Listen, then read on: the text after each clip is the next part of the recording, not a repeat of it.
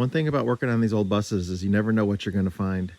As my friend Luke says, if you look for trouble, you're going to find it. And most of the stuff in this video are issues that the people that were driving these buses had no clue whatsoever that this kind of stuff was going on.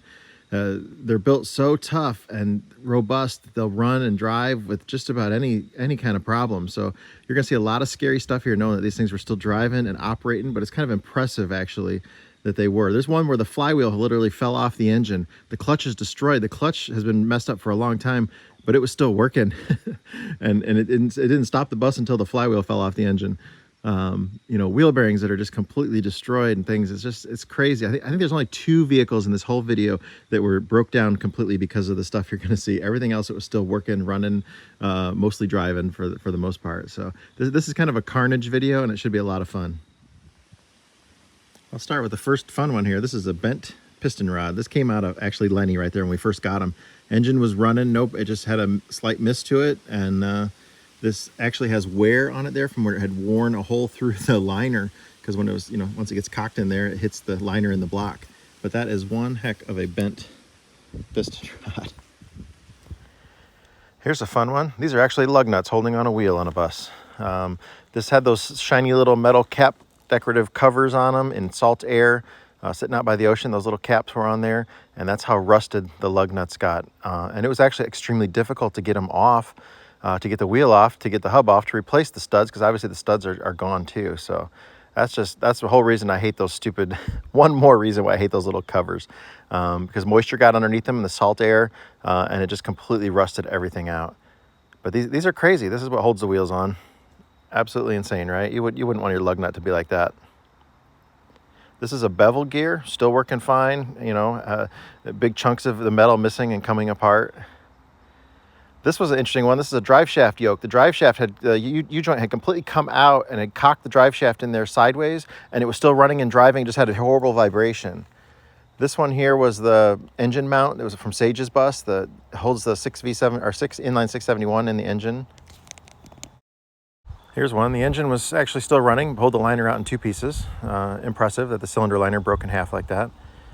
This is impressive. This is a drive gear and an alternator, and the gear failed. Normally when that gear fails, the whole drive train gets destroyed. This is a kingpin bushing, completely worn out, horrible steering. This is a Heim joint for a shift linkage, still able to shift back and forth, but it was completely popped apart like that. We'll see a lot of these. This is a brake diaphragm. Oil was in there and it just disintegrated the rubber, so the air brakes were leaking. This was out of Jerry's bus, where one of the thermostats had come apart and wasn't able to open all the way, and half of his engine overheated because it wasn't able to circulate the coolant. This is just scalding in a cylinder liner from engine getting hot and the piston expanding and grabbing. This is a fun fail. This was our friend Tim. He was changing the oil filter, and he dropped the old oil filter and spilled it over on his hair. He's well known for his hair looking really good all the time, so it's kind of funny. This is a brake drum, severe heat checking and cracking in the brake drum. Just kind of crazy to see that amount of wear. This is a radius rod mount where the bolt, one had broken off and the other one would kind of wall it out through the side. It was just completely coming apart. So this is the pin that holds the radius rod actually on. You can see how it's worn compared to a new one. It was ready to just fall apart. These are the inside cam lock rollers for a DD3 brake. That's what holds it. One of them is actually missing, and the rest of them are completely rusted too, so the brakes weren't holding on this. In that size kind of brake, this is what holds it together. This was the spring inside that same brake can. It's completely rusted into pieces. So I mean, this is a functioning brake, but it definitely wasn't working as a parking or emergency brake. We see this a lot. Leaky wheel seal just completely saturates the brake pads and everything's gooey. I mean, that's normal. But these are scary. Wheel bearings. This customer had no idea any problems with his wheel bearing. It was ready to completely come apart. Very, very bad shape. Airbags, just terrible condition. Still holding air, but ready to just rip apart. More greasy, lubricated brake shoes. Not very good. These guys just had this bus inspected at another shop right before they came here, and they said the airbags were in good shape. And they were all rusted, and the airbags were ready to come apart. This is what happens when you get water in the wheel bearings. It looks like a milkshake on the wheel bearing. Crazy. Still some oil in there, but mostly water. Rusty underneath there too. These were disc brakes on a big Prevost, and big crack. You can see it going all the way through the rotor. completely stripped out wheel studs. We come across this a lot too, but this one, there's nothing left of threads on it. This was a radius rod bushing, and again, this is what holds the axle in alignment with the body, so every time you start and stop, the axle can twist sideways because these bushings are gone. Nothing left of this one at all. Here's another kingpin, completely just destroyed, and then obviously that's the wear on the actual hardened steel pin. The bushing was even worse than that, with holes through it where you can see through it kind of thing. Just completely destroyed. This was the worst spindle I've ever seen. There was bearings on it, still driving down the road, and look at somebody had really hacked into it before and just kind of slapped things back together. But it was the worst spindle I've ever seen in my life. I couldn't believe it that's how it was. It was just absolutely crazy that a spindle could have that. And the whole thing had been hot at one point, and it looks like they tried to cut it apart with a torch or something.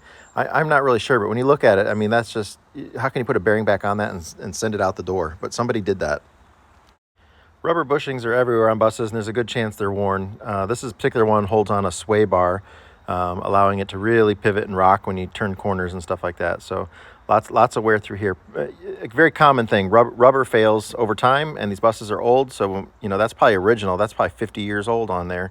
And if not, it got changed in its first 10 years of life, possibly, but after that, they never do. Here's another kingpin bushing. You can see how completely worn it is and just nasty. That's not good for your steering. We see lots of worn kingpins, and most of them are from lack of grease. That's probably the number one cause.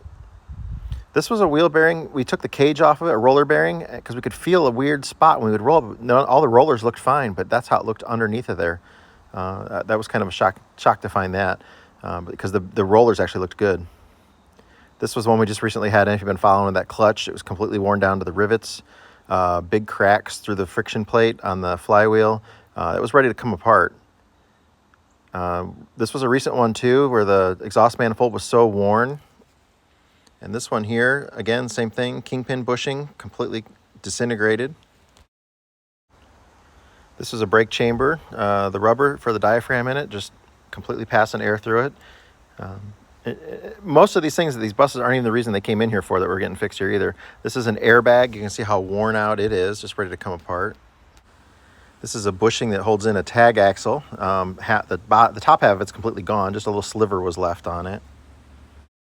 This was terrible. This was Young's bus. He had just come here for service. We put these brand new over $1,000 Michelin tires on his bus, and like 700 miles down the road, he picked up a wrench on the road and went right through his I think it was $1,200 per tire, and it actually got 2 tires. Exhaust manifold leaks are common. This one's got a broken ear on it. We see that kind of stuff a lot too. Slime in the fuel systems, plugging up fuel filters. Loss of power, always check your fuel filter. This was an air dryer cartridge, but the air dryer had never been plumbed in correctly, so it never worked. Here's another kingpin and bushings. This is a suspension kingpin on the Eagle. Probably hasn't seen grease since before I was born. Just crazy amount of wear on it, but still driving down the road, no problem. This is one I'll never forget inside Tom Feller's bus. This was inside the brake can. That's the brake diaphragm. Somebody put that broken, torn up piece of metal between the 2 pieces of rubber in there. They thought it needed to go there, but it didn't, and it was just, I don't know how it didn't puncture his diaphragm. Another radius rod bushing, completely gone, only halfway in there, allowing that axle to move. This is another brake diaphragm, leaking air, just oil contamination disintegrates the rubber. More oil leaks on the brakes, super common. An airbag that should have been replaced a long time ago. Still holding air, but dry rotted and ready to come apart. Wheel bearings, again, just nasty, nasty shape. This is a shift linkage pin. Your shifting starts to get sloppy. These pins, these little clevis pins, where you got to replace them every once in a while. A very common sight for us to pull out like a differential drain plug and see this much metal stuck to the magnet on it. This bearing is destroyed. Look how the actual cage was rubbing inside of there too. This is the race that goes with that. Just a terrible looking. And this wheel bearing made no noise whatsoever when he was going down the road. This was a fitting that had a crack in it, and somebody brazed it up as apparently a temporary repair. And it took forever for us to find this. We replaced hoses trying to find the leak. And then finally, once you couldn't really see where this was at, but once they pulled it out and they could see it, but many gallons of transmission fluid leaked out before we were able to find this and identify what it was. Here's another wheel bearing race, completely coming apart. Again, not making any noise. These are cracks in tires, giant. You could stick quarters in them, $50 in them. This is another radius rod bushing, just completely coming apart too. And you can see how it's all, wallowed out and worn out, and that allows that axle to move back and forth. More cylinder liner. This engine was running fine, but that's wear inside the cylinder liner, but it was still making compression. Here's a worn bearing. I think it's a rod bearing. Can't tell by that picture there. Here's another crack in a cylinder liner. This crack runs vertically through the liner. That was on a 8V92. Another wheel bearing, just janky, coming apart, nasty. Here's the race to it. This was actually the Wonder Lodge that just left here a couple days ago. This is when we worked on him like 2 years ago. I had no clue that his bearings were like that. This shows you more wear on some main bearings and rod bearings. This was a wheel bearing that was improperly fit on George's bus. That was actually on that spindle in the hub. Somebody accidentally put the wrong size on there. This is a spectacular fail. This is my wife's yearbook picture when she was a kid. Her mother actually did her hair like that for school picture day, and her mother swears she wasn't drunk. Here's a fuel pump that the drive gear for it is completely twisted off there, so it wasn't able to spin. This is a main bearing on a 71 series, worn just about done. Here's the difference between rod bearings on a 71 series inline versus a V. So it's much wider and thicker on an inline series. On a V series, then you have twice as many in one spot, so they get skinnier. So that's why the inlines are so much more robust. Speaking of inline 671 rod bearings, this engine was running when it came in. Again, this engine was actually running. It just dropped a valve, destroyed everything in one cylinder, but it was still running. Here's one with another crack in the liner there. You lose compression when it galls it like that. That's the top of a fuel injector worn completely through. Hard to keep timing in when you do that. This was a transmission drive where the bearing had completely come apart inside the transmission. That one was not driving. This here is the inside of a piston, chunks of it missing. It's cracked all over the place. Flywheel with lots of hot spots all over it from the clutch wear and contamination in there. Another piston, just nasty looking from a dropped valve. Still running. Here's another wheel bearing. This one got really hot. You can tell by the colors on it. This is basically the head gasket on a 71 series. The O-ring had come out and it was leaking water into the coolant. This airbag, still holding air. I don't know how, you can practically see through it. This engine was still running, a hole in the piston and everything. Absolutely crazy, and shows how good these engines are. This is the disc inside of a starter solenoid, and they get corroded up and then it doesn't make contact. You can sometimes clean them. There's too much stop leak in a radiator. Look how the radiator tubes were all plugged up. This was actually my radiator here where the fan came off and went through the radiator. I was broke down on the side of the road for just like 12 hours. We soldered everything up and drove home with that radiator. This is a 8V71 radiator on the right and a 92 series on the left, so big difference. Here's more stop leak plugging up the inside of a radiator. This one has the piston rings are all seized to the piston, so there's no expansion on them. This was actually running, the flywheel came off, the clutch is completely destroyed and broken. This is where the flywheel broke off. Actually, all the bolts are broke off inside of the crankshaft on it. Another just galded piston, seized piston rings on it, carbon getting by it, just nasty, nasty. Well, I hope you enjoyed that kind of compilation. If I ever get organized enough, I'll go through in the description and put links to the videos that each of those things are from, so you can go back and watch the videos from them. But that's going to take some time, and I don't really have time right now. We're really busy with stuff going on around here. But eventually I'll go through and do that, and that'd be kind of fun for you to be able to reference back certain things to go back to the original video that they're from. But thanks for watching. Thanks for subscribing.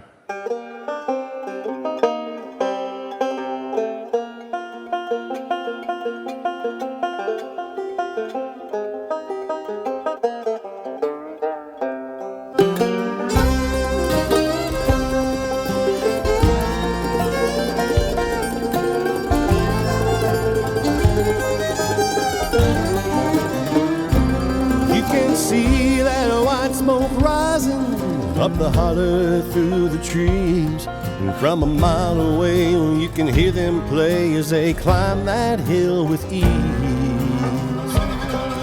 At the top of that mountain there's a new life waiting for those who can make the run. If they can make it to the top, Scott will put them in the shop till their new life has begun.